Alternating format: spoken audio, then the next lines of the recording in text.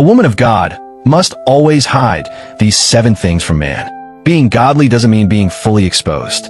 Wisdom is knowing what to reveal and what to reserve.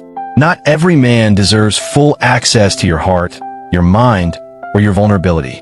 Some things sacred must be hidden, not out of fear, but out of spiritual discernment. 1. Her deepest insecurities. Not every man can carry the weight of your wounds. A woman of God takes her insecurities to God first, not to a man who might use them as leverage later. If a man hasn't proven he's safe, selfless, and spiritually mature, don't hand him the blueprint to your brokenness. He's not your healer. He's not your counselor. He's not your God. 2. Her silent prayers about him. You may be praying for him, about him, even because of him, but he doesn't need to know every detail. A woman of God hides her spiritual battles in a secret place. Why? Because premature exposure can invite pride, manipulation, or confusion.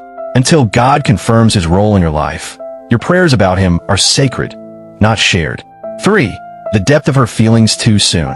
You can care for him deeply, but wisdom says don't reveal your full heart before it's earned. When a woman confesses too much too fast, she gives a man emotional power he may not be ready for. Love without protection becomes vulnerability without discernment. Let your affection be measured until his intention is clear. 4. Her financial vulnerabilities or struggles. Not every man deserves to know your money situation. Sharing too much too soon can open doors to emotional manipulation, codependency, or exploitation. A woman of God understands that protection includes provision. And until a man proves he's stable, secure, and godly with money, your financial truth is yours to manage with God alone. 5. Her past in detail. You don't know every man your life story. Your past is your testimony, but only when shared in safe, God-led timing. If a man can't see you through the lens of grace, he has no business holding your history.